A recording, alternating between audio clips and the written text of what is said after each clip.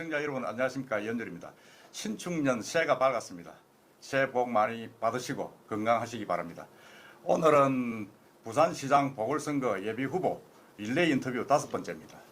박영준 의원님을 모시고 부산시장 출마 소견 그리고 포부 그리고 여러 가지 여러분들이 궁금해하시는 부분들을 한번 여쭤보겠습니다.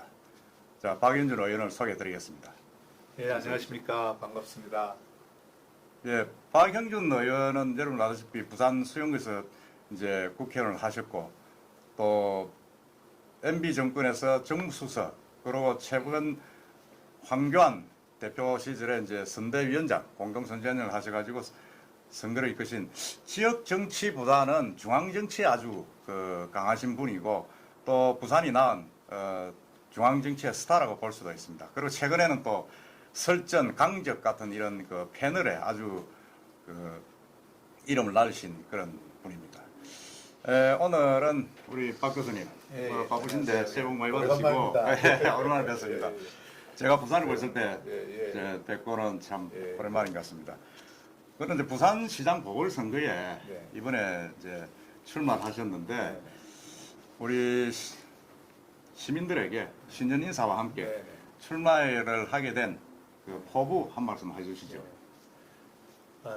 위대한 부산 시민 여러분, 지난 한 해 얼마나 고생이 많으셨습니까? 또 힘드십니까? 진심으로 위로의 말씀을 드립니다. 금년은 작년과 같이는 되지 않아야 될 것 같습니다. 그리고 금년은 새롭게 출발하는 한 해가 되었으면 합니다. 신축년은 흰 소를 상징하는데 그 흰 소처럼 깨끗하게 새롭게 시작을 하고 또 묵묵히 힘을 바탕으로 해서 목표를 향해서 달려나가는, 그래서 새로운 도약의 기회를 잡아보는 그런 한 해가 되었으면 합니다.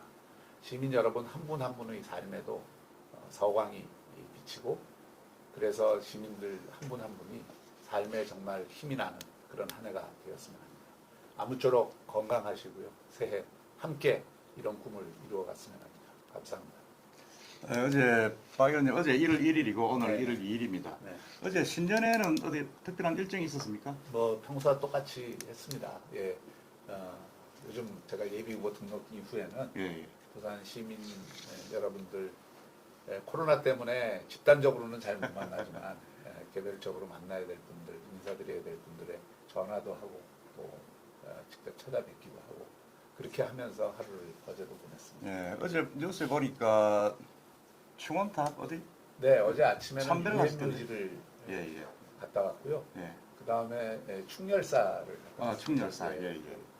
충렬사 갔는데 재밌는 얘기를 들었는데 충렬사의 맨 처음 시장 후보들 가운데 맨 처음 충렬사 방문하는 분이 시장 후보다. 아, 그래요?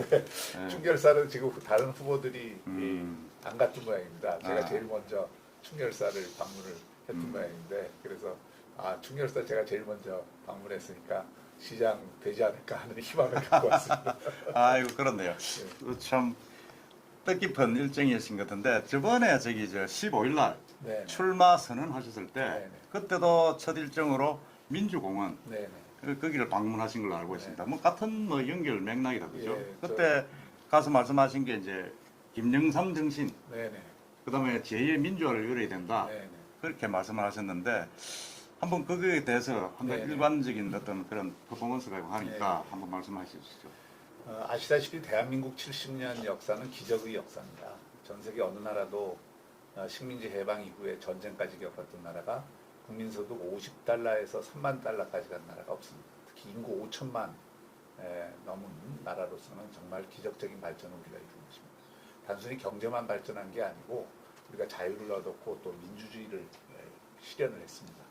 1987년 민주화 이후에 그동안 경제 발전에는 어느 정도 성공을 했지만 민주주의에는 뒤처졌다 또는 권위주의의 잔재를 벗어나지 못했다라는 평가를 받았는데 그 뒤로는 6월 항쟁 이후에 민주주의를 우리가 실현을 했고 그래서 대한민국이 이 산업화와 민주주의를 동시에 구현한 세계의 거의 유일한 나라라고 할 수가 있습니다. 식민지 해방된 나라로서는. 그래서 그런 의미에서 저는 대한민국의 역사를 자랑스럽게 생각하고 그 역사 속에서 우리가 항상 자긍심을 가져야 되는데 그 역사를 이뤄온 분들, 이승만 대통령이 됐든 박정희 대통령이 됐든 그 두 분은 건국과 경제발전이라는 데 큰 공이 있으신 분이고 김영삼 대통령이나 김대중 대통령은 우리나라 민주주의를 이루는데 잊어서는 안 되는 분입니다. 특히 김영삼 대통령은 대통령이 된 이후에도 그 우리나라 민주주의를 불가역적으로 만든 공이 있습니다. 하나회 척결을 통해서 군부가 정치 개입하는 것을 원천적으로 차단했고 또 금융실명제처럼 우리 사회가 정말 이게 투명한 사회로 가기 위한 기초를 닦았죠. 그런 의미에서 민주주의가 뒤로 가는 게 아니라 앞으로 가게끔 하는 데는 우리 김영삼 대통령이 엄청난 역할을 한 것이고 또 부산의 입장에서 보더라도 부산은 피란 수도이기도 하지만 민주화의 길을 여는데 가장 앞장섰던 도시입니다. 사실 그 부마항쟁이 없었으면 그 민주화의 첫 걸음이 진행되기 어려웠을 거고 87년 그 민주화에서도 부산이 차지했던 역할이 굉장히 크고 그 이후에 결국은 김영삼 대통령을 만들어서 김영삼 대통령이 그런 군부 종식의 마침표를 찍은 것이거든요. 우리는 역대 대통령에 대해서 자꾸 과를 중시하려고 하는 경향이 있는데 저는 어떤 대통령이든 공과가 있다고 생각합니다. 그렇지만 특히 지나간 대통령, 우리 역사를 만들어 온 대통령들한테는 과보다는 공을 중시해야 되고 그런 면에서 특히 부산은 광주가 김대중 대통령을 기리듯이 부산은 김영삼 대통령을 기려야 된다는 의미에서 제가 YS 정신을 얘기한 것이고요.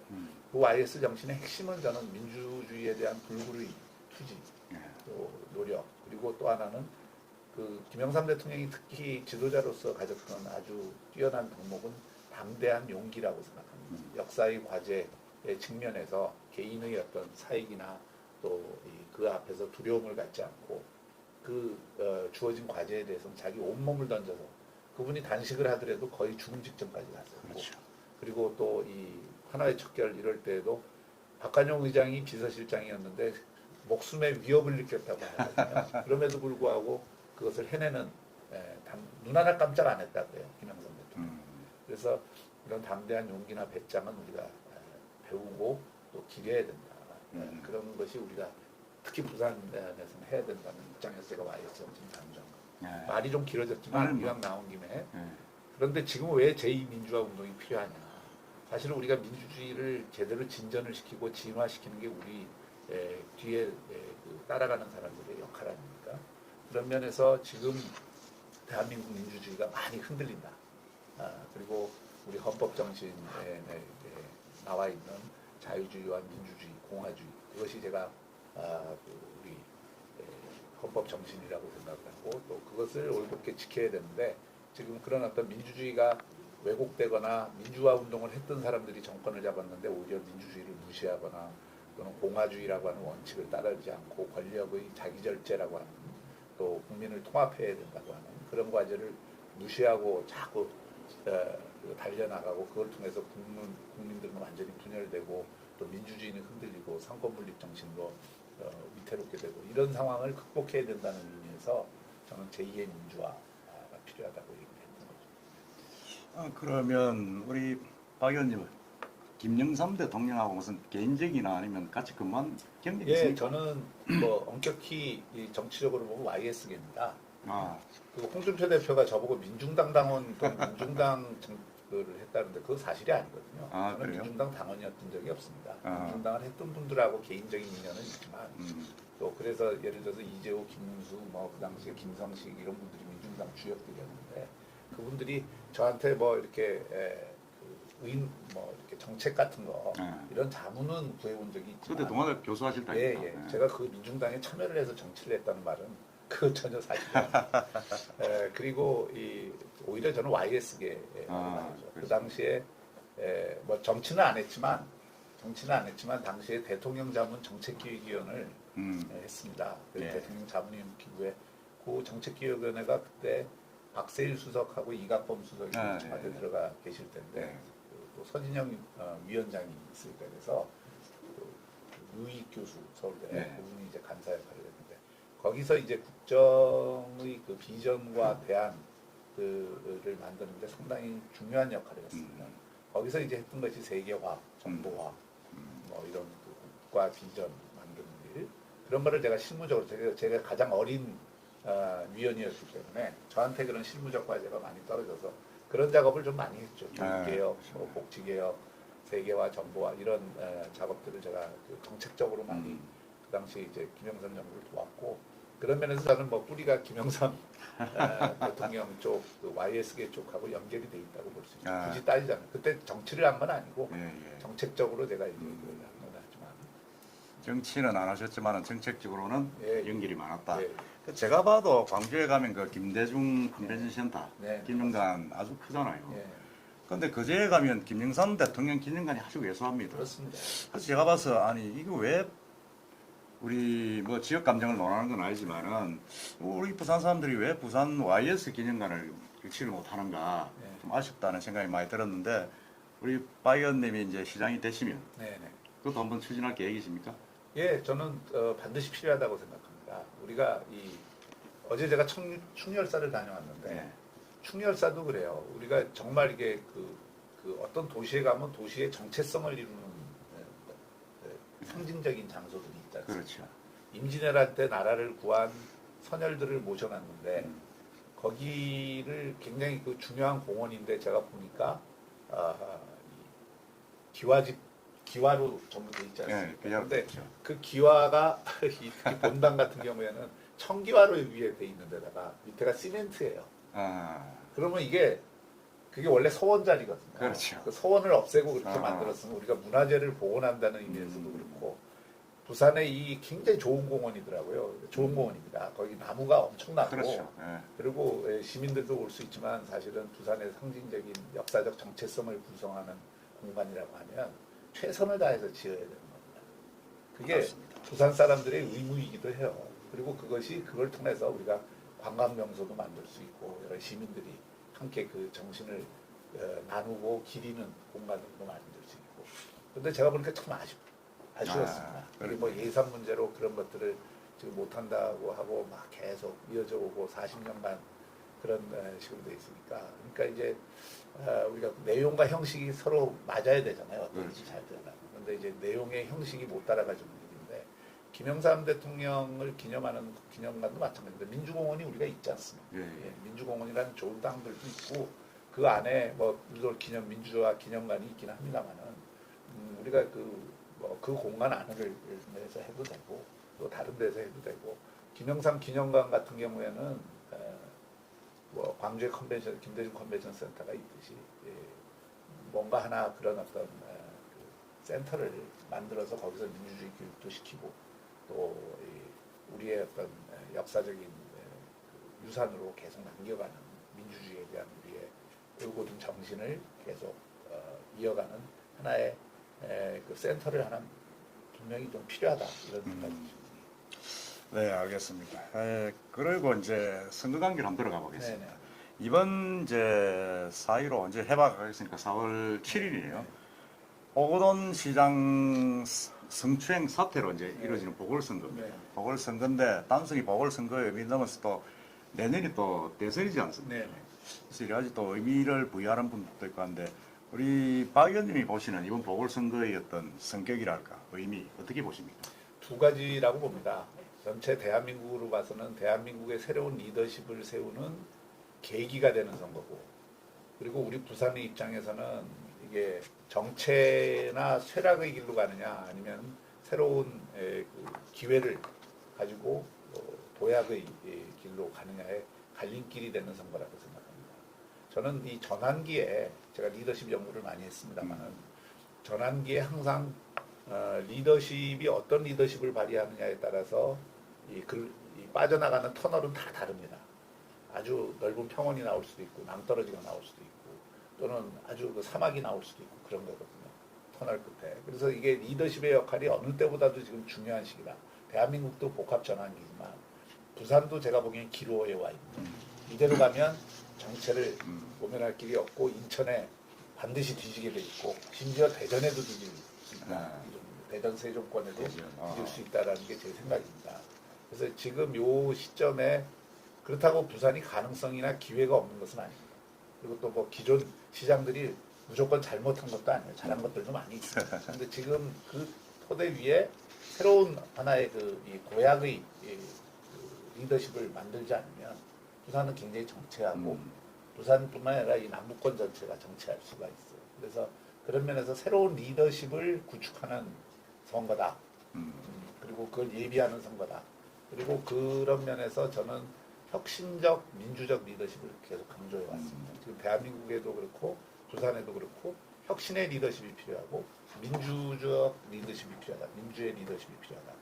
혁신은 새로운 발전의 계기를 만들어내고 그 도시의 혁신 역량을 또 우리 대한민국의 혁신 역량을 새롭게 구축하는 그 리더십이고 왜냐하면 지금이 4차 산업혁명 시대고 경제가 전체적으로 한번 전환하는 시기이기 때문에 결국 혁신 경쟁력이 대한민국의 미래를 결정하고 부산의 미래를 결정하거든요. 그래서 그런 의미에서 혁신 역량을 만들어내고 실현할 수 있는 혁신을 실현할 수 있는 리더십이냐 아니냐가 대단히 중요하고 그다음에 그것을 수행하는 방식이 민주적 리더십이어야 된다. 서울과 부산시장의 이 불행도 어디서 나오는 거냐면 견제받지 않는 권력이 이 시정 권력을 일종의 갑이라고 보기 때문에 생기는 거잖아요. 그러니까 이게 봉사하고 섬기고 시장이 을이 되고 시민이 갑이 되는 이런 어떤 시정을 해야 되는데 결정은 하고 그 집행의 권한은 같지만 그 권력을 굉장히 겸손하고 또 함께 공유할 수 있는 권력으로 사용을 해야 되는데 그걸 못하는 거고 제가 요즘 그 후보로서 이렇게 돌아다녀 봐도 많은 시민들이 그걸 원하는 것 같습니다. 사실 정책은 현장에 있는 거예요. 그렇죠. 그리고 현장에 전문가들이 제일 많습니다. 맞아. 그리고 그 전문가들 현장에 있는 전문가들이 내놓는 정책 가운데 정말 합리적이고 모든 걸 다 반영할 수는 없지만 실제로 변화를 이끌 수 있고 또 그 해당 관계자나 시민들에게 도움이 되는 정책을 적극적으로 발굴을 해서 운반을 할 생각을 해야 되는데 그것에 대해서 늘 조금 이게 거리가 있다. 시정과 현장의 요구 사이에 거리가 많고 또 현장의 전문가들 의견이 제대로 반영이 안 된다는 그런 불만이 곳곳에 팽배하더라고요. 그러니까 이걸 하여튼 하루아침에는 안 되겠지만 이걸 하나의 분위기를 한번 전환을 해야 돼요. 전환을 해서 지금은 국가도 그렇고 자치단체도 그렇고 관이 지식과 정보를 독점하는 시대가 이미 지났어요. 그렇죠. 그러니까 많이 뭐 그렇죠. 스포트 해야죠. 예. 좋은 지혜와 지식과 정보는 사실은 민간에 있는 겁니다. 그 민간에 있는 것들을 잘 조합을 하고 그걸 조정을 해서 관이 무엇을 지원해 줄 수 있는가, 무엇을 어떤 막힌 배수로를 어떻게 뚫어줄 수 있느냐 이런 관점에서 항상 접근을 해야 되는데 네. 아직은 그런 분위기가 조금 약한 거 아니냐 이런 느낌을 제가 선거운동하면서도 계속 얘기를 듣고 있고 또 느끼고 있고 그걸 조금 바꿔보겠다는 게 민주적 리더십이거든요. 네. 그렇구나. 그래서 이제 그런 혁신과 민주라고 하는 두 개의 키워드를 갖고 시정을 해야 되겠다라는 생각을 하고 있습니다. 예. 혁신과 민주 그게 이제 우리 박 의원님이 생각하시는 새로운 리더십의 요체다 그죠? 아주 기대를 좀 해보겠습니다. 그러면 이제 구체적으로 공약상을 한번 뜯어보겠습니다. 공약 들어가기 전에 우리 박 의원님이 생각하시는 부산의 문제점, 부산의 현주소 참 뭐 엉망이다. 지금 뭐 완전 밑바닥이다 이러는데 어떻게 지금 보시고 계십니까? 저는 엉망이다, 밑바닥이다 이렇게 보지는 않고요. 그러니까 부산도 그동안 발전해 왔죠. 그런데 문제는 수도권의 발전 속도와 부산의 발전 속도가 너무 차이가 나기 때문에 그 격차가 벌어지는 거예요. 이 격차가 벌어지면서 쏠림 현상이 점점 심해지고 있는 거예요. 그 쏠림이라는 건 뭐가 쏠리는 거냐면 결국 사람이 쏠리고 돈이 쏠리고 기업이 쏠리는 겁니다. 그러니까 이 쏠림 현상을 지금 정상화하고 더 오히려 거꾸로 부산으로 쏠림이 오도록 만드는 게 지금 핵심이죠. 그렇죠. 부산은 기회의 땅입니다. 부산은 제가 30년간 동아대 교수하면서 서울의 일을 많이 받지 않습니까? 그러면서 저는 부산을 한 번도 이사를 간 적이 없습니다. 그래요? 30년 동안 부산에 있었고 제가 서울에 집 산 적이 없어요. 그러면서 제가 한 2,000번 비행기를 탔습니다. 그리고 1,000번 정도 KTX 기차를 뭐 다른 수단을 이용해서 제가 한 3,000번 제가 적게 봐도 그거보다 훨씬 더 했는데 3,000번 정도 제가 왔다 갔다 한 사람인데 그래도 저는 부산이 좋기 때문에 늘 시간만 되면 부산으로 와서 살았고 음. 서울을 이 출장 가듯이 살았는데 그건 뭐냐면 왜 그러냐면 여기가 살기 좋기 때문에 같은 조건이면 부산이 살기 좋습니다. 근데 그 같은 조건을 못 만들기 때문에 문제지. 그러니까 어려워도 다 서울에 가는 거예요. 그래서 이제 그 점을 그러면 그게 뭐냐? 유체가 뭐냐? 저는 그거를 지금 이 시점에서는 혁신 역량이라고. 혁신 그렇죠. 역량. 이게 기존의 정치인들이 조금 제가 볼 때도 좀 열심히 좀 했어야 되지 않느냐. 그렇죠. 그런 부분에 이런 거예요. 기존의 정치권도 그렇고 시도 그렇고 사업은 말은 다 비슷하게 써요. 수도권이라고 다 좋은 말들 많이 하고 그러는데 수도권은 그게 구현이 되고 여기는 결국 예산 따오기 경쟁으로 그냥 끝나버려요. 예산이라는 게 그렇잖아요. 그 예산은 마중물일 뿐이지. 그렇죠. 그 예산을 따온다고 일이 확 성사되는 게 아니거든요. 예산이 필요하죠. 예. 근데 예산 따오고 그게 끝나는 게 아니라 그 예산을 가져와서 원래 하려고 했던 사업이 그 목적만큼 이상의 가치를 만들어내야 되거든요. 예를 들어서 금융기관을 여기에 전부 그 금융단지를 만든 거는 굉장히 좋은 성과죠. 우리 그 김정은 의원이 정말 노력을 많이 해서 그렇게 했는데 부산시도 노력을 많이 하고 그게 원래 금융단지가 조성됐을 때 부산을 금융도시로 만들겠다는 그 계획은 실현이 잘 안 되고 있는 그렇죠. 이게 네? 지금 건물만 있고 거기 사람은 BRC도 없고. 뭐 외국은 네. 없잖아요. 외국 기관. 예, 예. 그러니까 그 우리가 원래 얘기했던 건 그때부터 홍콩이나 뭐 이런 거 같은 금융허브가 되겠다고 그렇죠. 그러는데 그거는 안 되고 그냥 기관만 내려고 기관만 예산만 그냥. 좀 진행이 되고 그런 거예요. 그러니까 그 이유가 여러 가지 있죠. 또 그럴 수밖에 없는 한계도 조금은 있습니다만 지금 모든 사업들이 그렇다 이게 예산을 따와서 그런 명목은 있어요. 근데 명목이 실질화되지 않습니다. 예를 들어서 부산은 판교에 IT 단지를 만들겠다 그러면 한 5년 지나면 거기 버글버글해요. 판교가 저절로 형성이 되고 판교가 벌써 부산의 매출을 넘는다고 할 정도로 어마어마한 IT 단지가 생기잖아요. 그렇죠. 판교죠. 또 마곡에 뭘 만들면은 LG가 들어가고 다 해버리잖아요. 성수동이 옛날에는 서울 살아본 사람들한테는 제일 낙후된 곳이었는데 성수가 지금은 완전히 천지개벽을 했어요. 문화 콘텐츠 이 플랫폼이 거기 확 만들어진다. 구로공단이 있었던 금천도 마찬가지예요. 네, 금천도. 그러니까 그 얘기는 뭐냐면 서울은 계획을 잡아서 공간만 만들면 민간의 혁신 역량들이 알아서 해요. 서로 그거 왜 그러냐? 그러면 여기는 공간을 만들어줘도 안 오잖아요. 그렇죠. 그러니까 억지로 막 하려고 하는데 잘 안 되지. 근데 왜 안 되냐를 우리가 따져야 되잖아요. 그렇죠. 왜 안 그러면 되느냐. 자 거기는 사람이 있고 네. 요즘은 기업이 사람 보고 가지 무슨 뭐 다른 거 보고 오는 거 아니에요. 사람이 있고 사람이 있으니까 투자가 들어오고 그다음에 아이디어가 있습니다. 생각의 힘들이 있기 때문에 그거 사람이 있다는 거하고 동전이 안 되는 얘기예요. 그래서 그런 어떤 새로운 아이디어를 가지고 사람들을 끌어모아서 또 투자까지 끌어모으니까 거기는 민간이 알아서 그 혁신 역량을 만들어내는 거예요. 관이 만들어내는 게 아니고 관은 방해만 안 하면 돼요. 근데 여기는 관이 목적의식적으로 하려고 해도 안 되고 민간의 그 혁신 역량이 없는 거예요. 없거나 부족한 거죠. 근데 그 혁신 역량은 어디서 나오느냐? 결국 대학에서 나오는 겁니다. 사람을 누가 키웁니까? 결국 대학에서 키우잖아요. 그 대학에서 키우는 인재들이 거의 7, 80%가 좀 정말 이렇게 그 잘 키우는 인재들이 다 떠나버린단 말이죠. 수도권이 부산은 일자리. 그렇죠. 부산을 다 떠나잖아요. 부산 여기 떠나죠. 그러니까 사람이 없어요. 그래 말입니다. 근데 그러면서도 또 일자리는 부족하니까 취직은 안 되고 이게 이제 악순환이 일어나는 거예요. 그러니까 결국 대학이 죽으니까 기업 산업이 융성이 안 되고 또 기업 산업이 융성이 안 되니까 대학이 죽고 이 악순환을 풀지 않으면 부산이 장기적으로 미래를 설계할 수가 없습니다. 그래서 어렵더라도 이 문제가 핵심임을 인식하고 이거를 풀어주는 데서 출발을 해야 된다. 부산대학교 뭐 이제 아시잖아요. 옛날에는 네. 5위권 대학이었잖아요. 제가 나왔잖아요. 예, 그러니까 그때는 뭐 부산대 우리 다 비슷한 옛날엔 뭐 괜찮았죠. 예, 괜찮은 정도가 아니라 비슷한 연배들은 저보고 제가 고대 나왔는데 우리 고대 갈 수 있었는데 다 안 가고 부산대 갔다 그 다 당시는 얘기하고 거대 당시. 먹었을 게 맞죠. 그러니까 그럴 정도로 부산대학교가 좋은 대학교였는데 그렇죠. 지금은 안 그렇거든요. 지금 그랬죠. 지금 맞습니다. 왜 그렇게 됐느냐? 부산대학교 이 나오신 분들이 반성 많이 해야지. 그리고 부산대학교에서 근무하시는 분들도 반성 많이 해야 돼요. 그러나 그분들보다 더 반성해야 될 거는 이 지방자치단체 행정이나 정치를 하신 분들이 그 지역의 리더십, 맞습니다. 상공회에서 포함해서 리더십을 이끌었던 분들이 전통적인 제조업이나 건설이나 이런 쪽에는 잘 해오셨어요. 근데 이게 시대가 바뀐다는 것을 예지하고 그런 어떤 새로운 흐름을 창출하고 대학의 중요성을 정말 절감을 하고 대학과 산업이 어떻게 연구개발 분야든 취업 분야든 긴밀한 이 상호작용을 할 것인가에 대한 관심이 떨어집니다.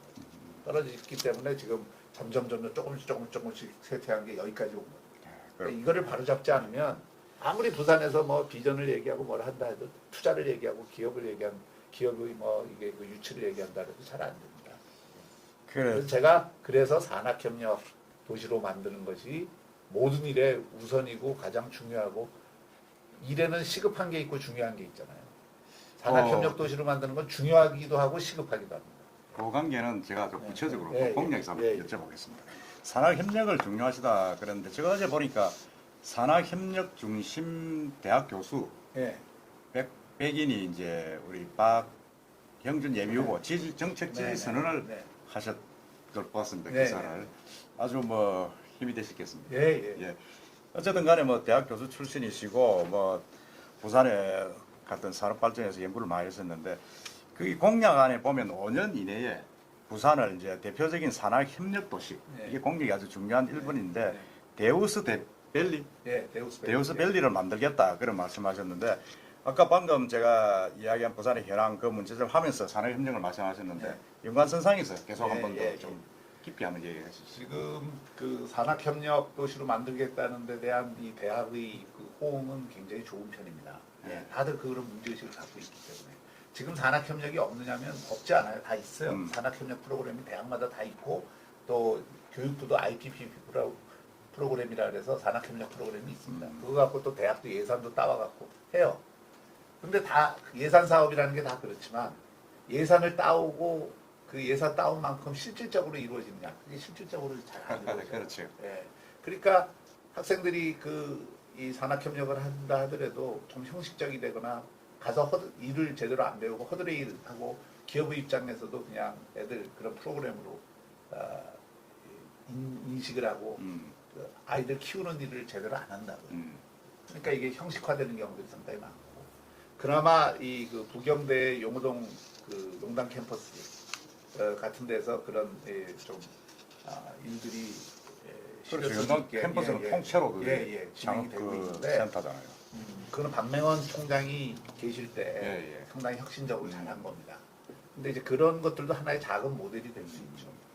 부산의 지금 산학협력이라 그러면은 크게 세 차원을 생각할 수 있습니다. 첫째는 연구개발, R&D 쪽에 산학협력이 이루어져야 되고, 두 번째는 그 취업과 관련된 산학협력이 이루어져야 되고, 세 번째는 그 취업 가운데에서도 특별히 강조해야 될 게 창업과 관련된 산학협력이 이루어져야 돼요. 이게 소위 스타트업 문제고요. 요 세 개를 다 동시다발적으로 해야 됩니다. 그 R&D 쪽은 주로 이제 지금 사이언스 파크라든지 이 기업의 그러니까 부산에도 혁신 기업들이 있고 또 새로운 혁신 기업을 그 데리고 올라오면 부산의 그런 어떤 최고의 고급 인력들 특히 우리나라의 지금 문제는 기초과학에서의 산학협력도 산학협력이지만 기술 사업화하는 그 과학적 발견을 기술 사업화하는 데 있어서의 R&D가 제대로 지금 이어지지 않고 있는 거죠. 그러니까 R&D 예산은 우리나라가 전 세계 GDP 대비 1위인데 실제로 기술 사업화되는 수준을 보면은 이스라엘이나 이런 나라들보다 싱가포르 이런 나라들보다 훨씬 뒤쳐요. 예산은 많은 결과가 그렇죠. 좀 그거를 이제 실용화하는데 그 상용화할 수 있는 기술로 만들고 비즈니스에 적용하는 그게 굉장히 약해요. 혁신은 제가 이게 강의식으로 해서 죄송합니다. 이게 죽음의 계곡이 몇 개 있어요. 연구 그 기초 과학 분야에서 새로운 발명을 해내는 것도 발견을 하는 것도 그 죽음의 계곡이지만 그것이 그 다음 단계의 기술 응용 기술로 바뀌는 것도 응용 기술이 상용 기술로 바뀌고 상업화되는 매 단계에 이 죽음의 계곡들이 있습니다. 그런데 그 죽음의 계곡들을 이렇게 넘을 수 있도록 그 시스템을 만들어주는 나라가 이스라엘이나 싱가포르 같은 나라고 우리나라는 그게 다 빠져 죽도록 그 계곡에서 중간중간에 빠져 죽기 때문에 마지막에 가면은 시작은 창대했으나 끝은 미미하게 되고 이렇게. 그래서 그걸 데우스밸리를 했습니다. 그래서 이거를 연결을 전부 해줘야 된다. 그래서 그 전체를 4차 산업혁명이라는 건 기본적으로 데이터를 움직이는 그렇죠. 중심으로 예. 하는 거니까 그래서 데이터가 살아 움직이는 그 제우스와 같은 그런 것을 우리가 비전으로 갖고 꿈을 갖고 하자. 그래서 R&D도 우리가 엮어주고 사실 부산이 제일 아쉬운 게 뭔지 아세요? 유니스트 같은 울산과학기술연구원을 원래 그게 부산 울산과학기술연구원이었어요. 근데 부산에서 반대해갖고 그 울산으로 넘겨줘 버렸잖아요. 근데 울산과학기술연구원이 어마어마합니다 지금은. 그렇죠. 그걸 우리 부산이 활용을 못한다는 게 얼마나 아쉬운 일이지. 그래 말입니다. 부산에 그 부산대학교 책임이 있어요. 그래서 사실은 이게 부산뿐만 아니라 부울경 제가 통합을 하자는 이유 중에 하나도 그건데 R&D나 고급 인력 지식 이런 분야는 큰 틀에서 같이 활용을 해야 됩니다. 우리가 울산과 기술원도 부산대학교하고 부경대학교 큰 대학들하고 다 엮어서 하고 그래서 부산에도 그런 그 R&D 파크 또는 사이언스 파크가 필요하고 그것도 이제 해야 되고 산학협력은 그것보다는 이제 창업 스타트업 쪽하고 그 일반 산업협력 쪽으로 좀 구별을 해야 되는데 그 두 개를 함께 해야 되는 거죠. 그래서 제가 보니까 부산에 앞으로 해양 그리고 문화 콘텐츠, 영상 미디어를 포함해서 물류 뭐 등등등등 해갖고 부산도 앞으로 도전할 수 있는 여러 분야들이 있어요. 신기술과 관련된 그런 분야들의 또 전통 제조업을 새롭게 혁신하는 부분도 있죠. 그러니까 그런 부분에 각 대학의 특성에 맞게 또 대학이 갖고 있는 땅이나 시가 갖고 있는 땅 또는 새롭게 창출되는 공간 북항이든 센텀2든 또 제이센텀이든 에코데이터 시티든 뭐 등등 새로운 땅들이 생기잖아요. 공간들이. 거기에도 기존에 있는 대학들도 마찬가지고 뭐 부산 외대 같은 경우 지금 부산시가 수용하려 그러잖아요. 네. 그런 땅들도 사실은 산학협력단지로 만들면 제일 좋은 땅.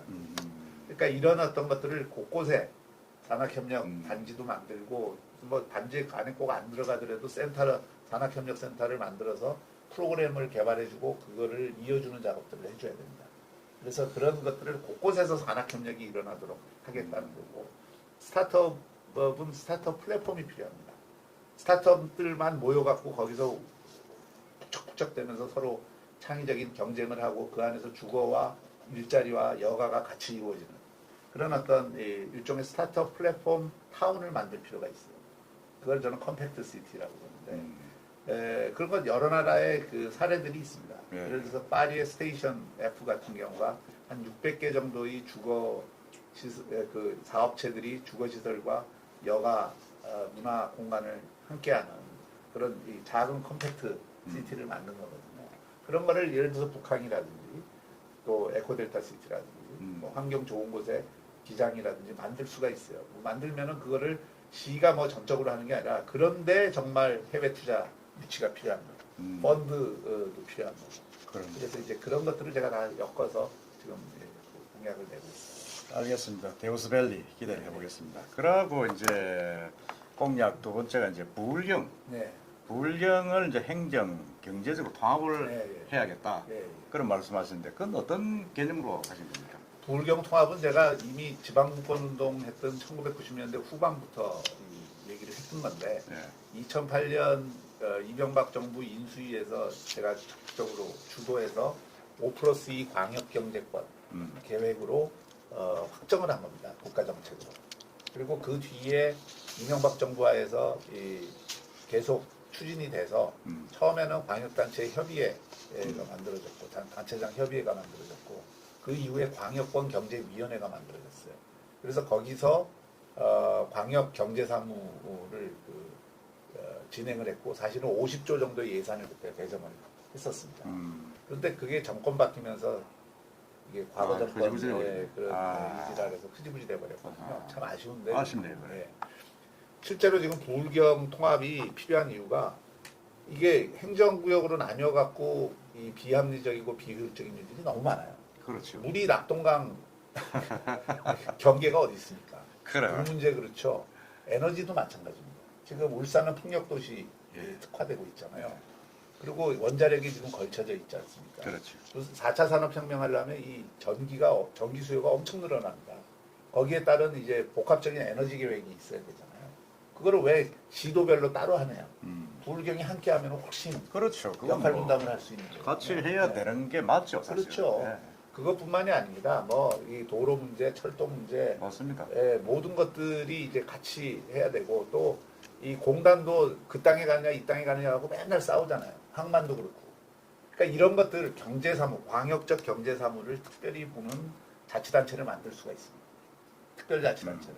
그래서 거의 광역경제사무는 그런 쪽에서 협의해야 될 것들은 다 거기서 해서 같이 세 개 시도가 같이 참여를 해서 기구를 만들어서 같이 할 수 있고 그리고 행정통합을 추진을 해야 됩니다. 불경 행정통합을 추진하는데 그건 조금 시간이 더 걸릴 소지가 있죠. 그렇겠죠. 예, 그건 예. 뭐 예. 정치인들이 또 반대하잖아요. 예, 예. 시의원들, 구의원들 자기 예, 막대로 예. 없어지니까. 그러니까 그런 문제들이 있어서 어쨌든 지금 마침 그 김경수 지사도 메가시티를 주장하고 있으니까 그렇죠. 만일 제가 시장이 되면은 바로 그거는 추진을 하자 해서 서로 협약을 맺고 바로 해나갈 수 있고 예. 근데 여담이지만은 불경이 하나로 되면 예.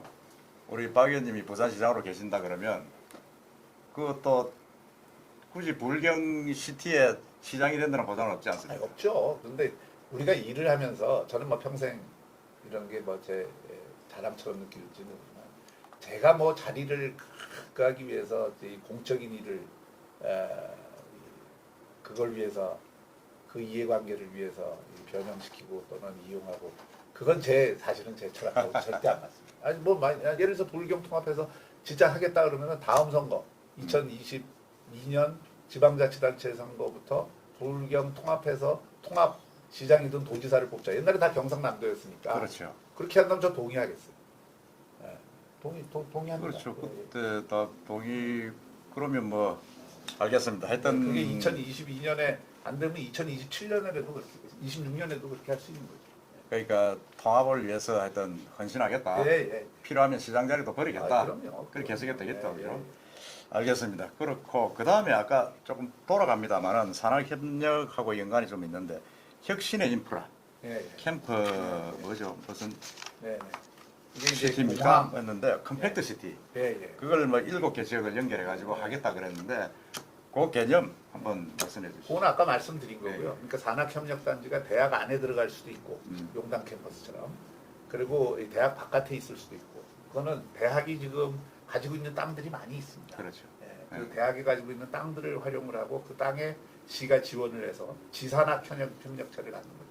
또 기업들도 거기 그러면 그 땅을 좀 저렴한 가격에 그 이용을 하면서 기업의 입장에서 이 R&D 기술 지원을 위해서도 들어갈 수 있고 또는 산학협력 하기 위한 어떤 아예 거기 들어가서 그 특정한 분야에 관해서는 학생들 써갖고 같이 할 수 있고 그리고 스타트업 플랫폼 같은 경우에는 뭐 대학 안에 들어갈 수도 있고 북항이나 에코델타 시티나 제이센텀 같은데 만들어서 한 분야 그러면 땅 많이 필요하지 않습니다.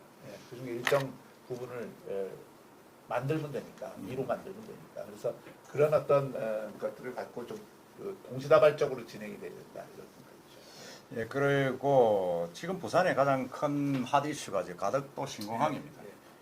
가덕도 신공항은 뭐 아시겠지만은 총리실 산하 검증위원회가 이제 문제가 많다. 김해공항 확장하는 그렇게 했는데 민주당에서 이제 가덕도 신공항을 추진하겠다 뭐 이렇게 들고 나와가지고 지금 논란이 되고 있는데 우리 박 의원님 생각하실 때 가덕도 신공항의 해법은 어떻게 풀어야 되겠습니까? 지금 이 두 가지 난제가 있습니다. 이 문제를 푸는데 뭐 이제 당위는 얘기하지 않겠습니다. 이게 네. 왜 필요하냐는 그건 여러 군데서 필요한 얘기를 거니까. 했고 그리고 이거는 단순히 여객공항이 아니라 물류 허브공항이다라는 말씀을 다시 드리고 그래서 공항과 항만과 배후 산업단지와 물류가 다 연결이 되는 그래서 남북권 전체의 경제 발전을 위한 기폭제가 되는 그런 걸로 우리가 구상을 한다는 말씀을 드리고 지금 난제가 있어요. 근데 이거 두 개 이거를 푸는 데는 하나는 이 김해공항 확정안을 확실하게 백지화를 시켜줘야 됩니다. 그렇죠. 지금 공무원들이 머뭇거리는 머뭇거리고 이유는 있죠 지금. 나중에 이 그 책임 문제가 책임 문제. 불거질까봐 그러는데 그것은 정권 차원에서 이거는 분명하게 선을 그어줘야 됩니다. 이거는 정치적인 결단으로 그야말로 통치권 차원의 결단이다. 그리고 아랫 사람들한테 이 문제에 대해서 책임을 묻지 않겠다. 확실한 의지를 가지고 정부 여당이 책임지고 백지화 선언을 해야 되고요. 그래야 특별법을 통과를 시킬 수가 있습니다. 근데 지금 그걸 안 하고 머뭇거리면서 특별법도 어떤 면에서는 미적되고 있다. 저는 그리고 이런 식으로 가면은 2월달에 과연 이게 되겠느냐 하는 의구심이 듭니다. 또 하나는 이제 다른 지역, 특히 TK 지역이나 그 호남의 남부권 내에서의 반발, 또 수도권 내에서의 반발을 어떻게 할 것이냐 하는 문제입니다. 2월 특별법이 통과되려면은 사실은 이 특별법에 110명의 민주당 의원들이 서명을 했거든요. 그렇죠. 그러면 이제 수도권 의원들이 여기에도 많이 참여를 했기 때문에 그 반발이 없어야 되는데 실제 내용적으로 들어가면은 그렇게 막 일사천리로 하는 데 대해서 긍정적인 분위기는 아닌 것 같아요. 간단치가 않네요. 예, 예. 그리고 또 하나는 이제 그 국민의힘에 주로 해당되는 거지만 TK 지역과 이 PK 지역의 갈등. 그게 심각하죠. 이거를 어떻게 해소하느냐. 예, 예. 저는 그걸 제가 권영진 시장하고 통화를 했습니다만은 상생발전의 안을 만들어 보자. 그러니까 대구 경북도 나름대로 지금 군사공항을 저쪽 의성 쪽으로 옮겨서 그것을 정부 예산으로 한 게 아니라 공항 옮기는 예산에 그냥 편승해 갖고 한 건데 자기들 나름대로 국제공항을 만들겠다고 지금 그렇게 하고 있는데 여기 그런 어떤 대표적인 허브 공항이 생기면은 피해를 보지 않을까라고 하는 것에 대한 의구심들이 있어요. 그렇죠. 그러니까 그걸 좀 풀어주고 상생발전안을 만들어야 됩니다. 그러니까 가덕도 공항은 그리고 가덕도 공항도 궁극적으로 저는 김해공항을 없애고 가야 된다고 생각하거든요. 김해공항 놔두고 가덕도 또 만드는 거는 근데 김해공항은 군사공항이지 않습니까? 그것도 장기적으로 옮기고. 옮기고 지금 그 군사공항만 남으면 그 공항의 활용도가 굉장히 떨어집니다. 예. 그리고 또 김해공항하고 가덕도 공항 두 개를 운영한다는 건 또 그 자체로 비효율적이고 그리고 김해공항 그 땅이 얼마나 만약에 공항을 전부 이전하고 나면은 얼마나 큰 부가가치를 갖는 땅이 되겠어요.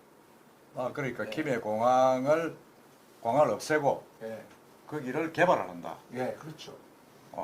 개발을 하면 그게 항공 정비나 어, 항공 물류나 또는 이 항공 부품 음, 이런 것에 큰 산업 기지가 될 수 있는 땅이거든요. 그렇죠. 물류 산업 기지가 될 수 있는 땅이 돼서 그 예산으로 사업비로 그러면 가덕도 신공항 가덕도 신공 만들 수 있다. 만들고도 남죠. 네, 사실. 그렇구나. 그 좋은 아이디어 같습니다.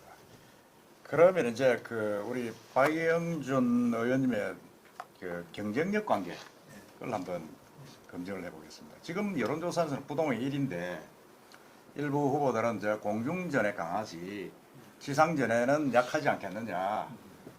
고지를 점령할 때 깃대를 꼽는 사람은 지상군이다. 뭐 그런 이야기도 하고 있습니다. 과연 이 부동의 1위를 갖고 있는 여론조사 결과를 끝까지 유지할 자신이 있습니까? 노력해야죠. 그것은 뭐 저도 뭐 정치를 오랫동안 직접 하기도 하고 뭐 봐오기도 했지만 정치는 살아있는 생물이면 틀림없습니다. 그래서 이것을 그 무슨 지지율이 높다고 해서 거기에 이 도취하거나 또는 그것을 자족하면 큰일 난다고 생각합니다. 그래서 저는 오히려 이렇게 시민들께서 많은 지지를 보내주시는 것에 대해서 정말 감사드릴 따름이고 훨씬 더 겸손하게 해야 된다고 생각하고요. 한 가지 제가 이게 뭐 책상 물림 아니냐 이런 평이 있는데 꼭 그렇지는 않다는 말씀을 드립니다. 제가 20대부터 지금까지 실천적으로 살아왔고 공부도 그냥 책상 머리에서 하지를 않고 늘 시민운동이나 또는 정책이나 또는 정치 현장에서 풀어내기 위한 공부를 했지 그냥 이론을 위한 이론 또는 정책을 위한 정책으로 머물게 하는 식으로 공부를 하진 않았습니다. 그리고 물론 뭐 제가 이게 부산말도 좀 잘 안 쓰고 또 이 현장에 가면은 조금 샤이 하다 그러나요? 막 사실은 잘하려면은 김태호 지사처럼 한 형님이 한 수만 명 되고 누님이 한 수만 명 돼야 이게 현장 진짜 보병전을 잘하는 건데 그런 건 제가 좀 약해요. 그래서 저 점잖으시죠. 예, 그래서 제가 여성들한테는 먼저 악수도 못 건네고 그러는데 그래서 그런 거는 좀 제가 약점이 있습니다. 좀 고쳐가야 되는데 좀 고치려고 노력 중입니다. 근데 사람이 이게 천성이 잘 안 바뀌어요. 그래서 그러면 지금 이제 서병수 전 시장님이 이제 출마를 저울질하다가 그만두셨잖아요.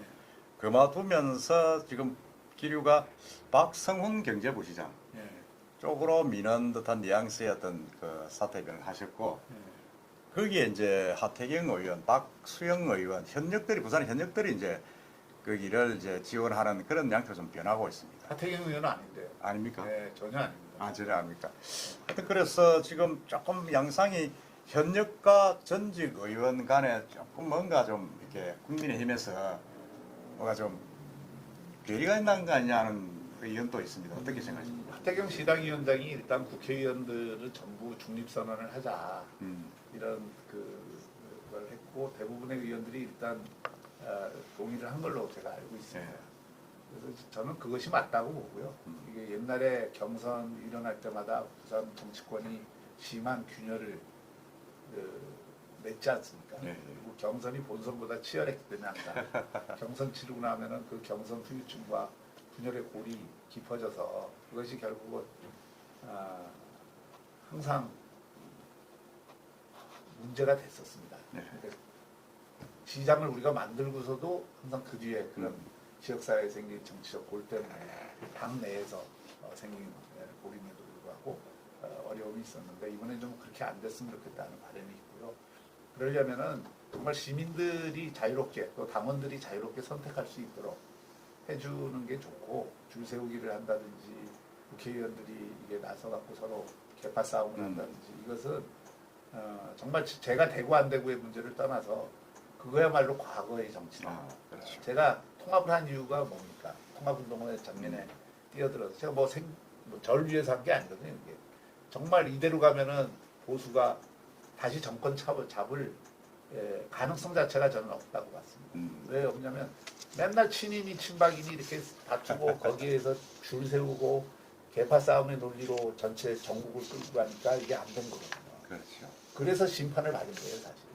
그럼 그거 없애는 게 가장 우선적인 거고, 정말 대한민국 정권을 다시 창출하고 거기서 새로운 리더십을 세우려고 하면 저는 부산부터 달라져야 된다고 생각합니다. 부산부터 국회의원들이 여전히 수직적인 줄 세우기 정치를 하고 그 안에서 국회의원들끼리 서로 편갈라서 싸우고 특히 그 시장을 자기 사람 만들기 위해서 이렇게 하고 이런 풍토부터 이번에 좀 극복하자. 그게 아름다운 경선이다.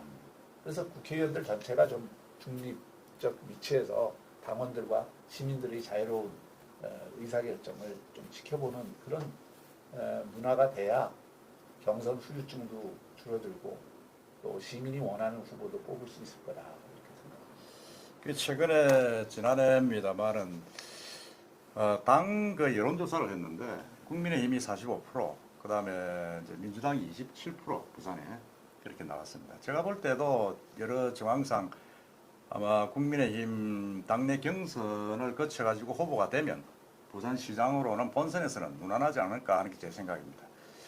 그렇다 그러면 예선이 가장 중요한데 아까 말씀하셨지만은 휴일증 말씀도 하시고 했지만은 그래도 예선에서 당내 경선에서 가장 의식이 되는 후보자가 누굽니까? 저 자신입니다. 모든 분들이 사실은 좋은 경쟁자죠.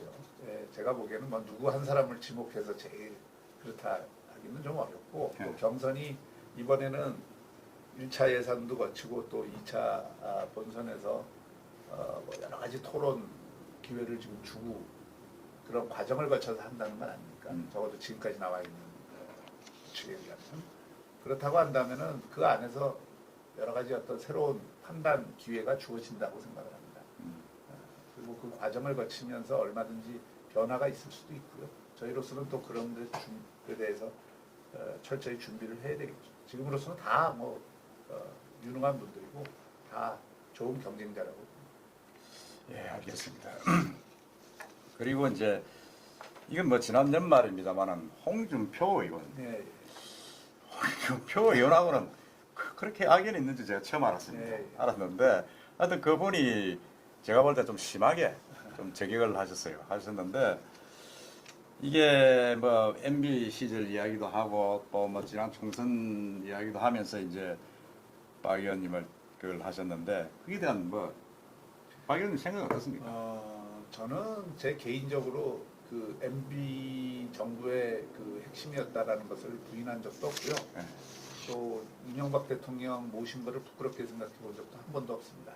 저는 이명박 대통령 국정 그래서 정말 지금은 평가를 못 받지만 평가를 상대적으로 격하돼서 받고 있지만 나중에 평가받을 일들이 많다고 생각을 합니다. 네. 또 제가 옆에서 지켜본 이명박 대통령은 하루 4시간밖에 안 자고 일하는 분이고 또 모든 일에 그 철저하려고 노력했던 분입니다. 또 몇 가지 일은 대한민국이 글로벌 금융위기를 넘어서는 문제나 G20에 가입한 거나 평창올림픽 유치한 거나 이런 거는 또 저 아랍에미레이트 원전 수출한 것이나 이런 것들은 그 이명박 대통령의 개인기, 그 개인의 역량이 없었으면 불가능했던 일이라고 저는 생각합니다. 거기서 많이 배웠고요. 지금도 저는 그런 면에서 이명박 대통령을 존경합니다. 그리고 오늘 아침에도 제가 페이스북에 썼지만 이명박 대통령이나 박근혜 대통령이나 국민 통합을 위해서는 반드시 빨리 좀 사면이 됐으면 좋겠다 하는 생각을 갖고 있고 그래서 자꾸 저를 뭐 MB계를 배신한 사람이다 어쩌고 뭐 대통령을 어떻게 했다 이런 건 사실 전혀 사실에도 부합하지 않고 제가 그런 생각을 가진 적도 없습니다. 제가 사과해야 된다라고 하는 건 보수 정권이라고 다 잘한 게 아니다. 보수 정권도 민주주의를 정말 올곧게 공화주의를 올곧게 실천했냐 그게 보수의 중심 가치인데 그러지 못한 점이 있다고 한다면 언제든지 그건 국민 앞에 반성을 해야 됩니다. 국민이 준 권력 아닙니까?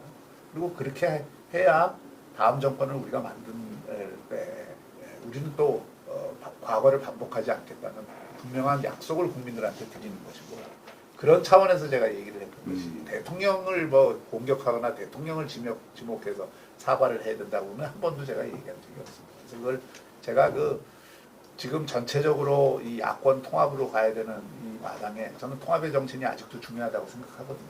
그래서 그런 면에서 그런 뭐 연말에 그런 불편한 일이 있었다는 것에 대해서 제가 아쉽게 생각하고요. 그리고 그 부분에 대해서는 제가 또 사실관계가 틀린 게 계속 회자되면 곤란하니까 그래서 제가 조금 아까도 말씀드렸지만 제가 민중당 당원이었던 적이 없거든요. 그런데 자꾸 민중당을 통해서 정치를 했다, 뭐 이를 정치에 입문했다. 제가 거기 통해서 정치에 입문한 적도 없습니다. 근데 그걸 그러니까 또 상대 후보 진영이나 또는 부산에서 그런 거를 계속 돌리고 이러니까 이게 사실인 게 돌면은 관계없는데 사실이 아닌 게 회자되면 그렇죠. 그게 기정사실화되고 그것도 당사자는 억울하죠. 예, 나중에 회복하기가 굉장히 어려워요. 그렇죠. 네. 그래서 그런 부분에 대해서는 제가 사실관계를 좀 바로잡겠다 이런 생각. 네. 하여튼 제 생각도 박영준 의원에 대한 어떤 비판이랄까 판단은 부산 시민이 해야 된다. 홍준표 의원은 사실은 부산하고 인구가 없지 않습니까?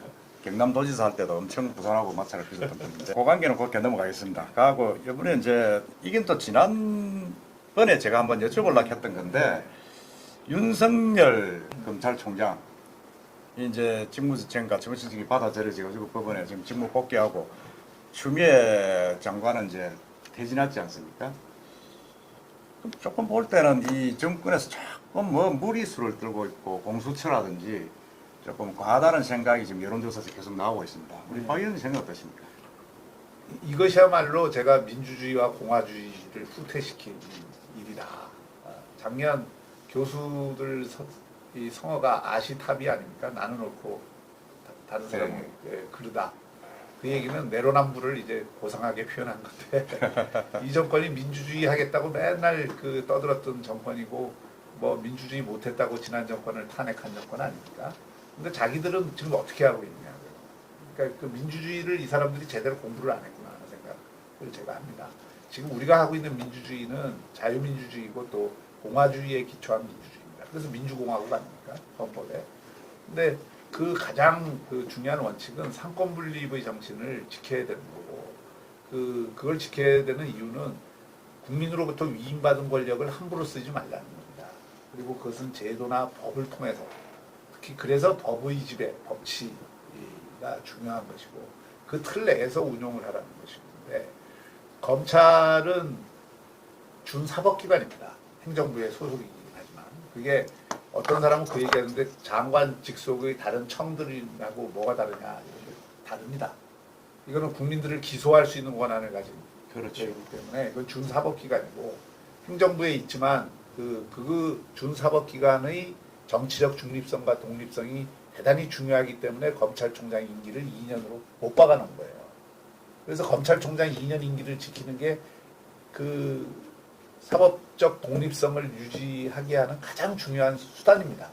그런데 그걸 막 되지도 않는 이유를 가지고 공격을 하고 쫓아내려고 막 이렇게 하는 것 자체가 우리 이 권력을 남용하는 거예요. 그래서 그런 문제들에 대해서 반성을 하기는커녕 또 계속 우겨대면서 찍어내기를 하니까 거기에 대해서는 제가 강하게 비판을 했던 것이고, 제가 제2의 민주화 운동이 필요하다는 게 그런 차원의 일입니다. 그런 일이 벌어지면 안 되거든요. 역대 없었던 일이잖아요. 그리고 검찰이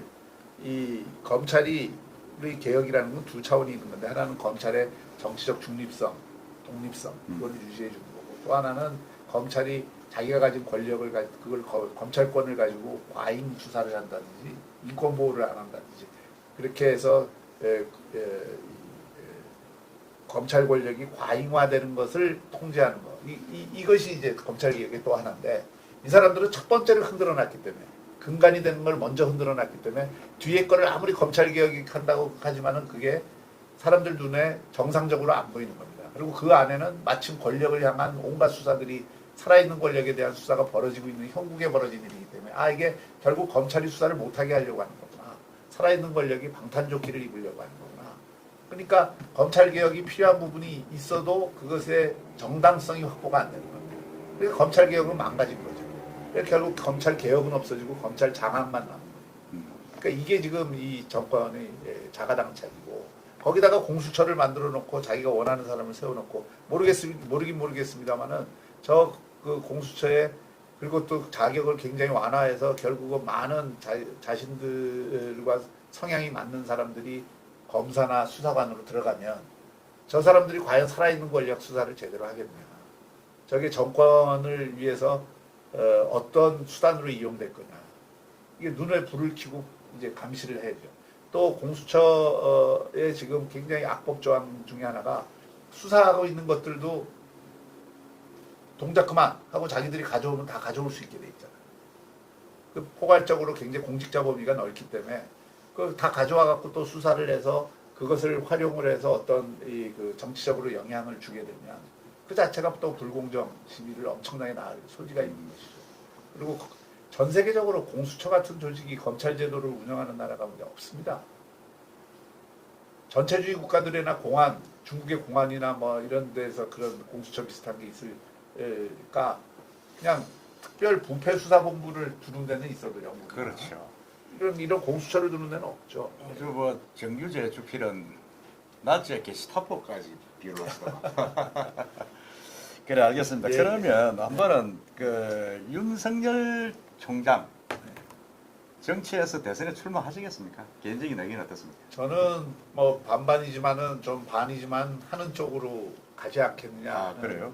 생각은 들어요. 그게 바람직하냐 여부와 관계없이 그리로 내몰리고 있다. 내몰리고 있다. 저는 뭐 그런 생각을.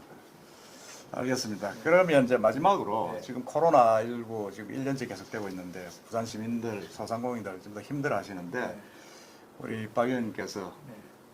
격려, 당부의 말씀 한 말씀 마지막으로 한번 해주시죠. 정말 이른바 이 서민들이 죽을 지경입니다. 그리고 소상공인들 너무 힘드신 거 저도 익히 알고 있습니다. 그리고 실질적인 도움이 현재로서 되드리지 못해서 죄송한 마음입니다. 시장이 되어서 뭐 한꺼번에 뚝딱 모든 것을 해결할 수도 없고 그 만족할 만한 해답을 당장 드릴 수는 없겠지만 적어도 힘이 좀 되어드리겠다는 말씀을 드리고 싶습니다. 그래서 시민 한 분 한 분이 그래도 내게 조금이라도 힘이 되는 시장이구나 하는 것을 느끼도록 그렇게 노력을 하겠습니다. 그리고 여러분들을 섬기겠습니다. 감사합니다. 네, 시청자 여러분, 오늘 이 시간 정초 1월 2일 첫 손님으로 우리 박영준 의원님과 대담을 긴 시간 했습니다. 잘 들어보시고 판단하셔가지고 우리 부산시장으로서 정말 개혁적이고 민주적인 분이 맞는가 하는 그런 부분들 참고로 해주시기 바랍니다. 오늘 긴 시간 감사합니다. 감사합니다. 네.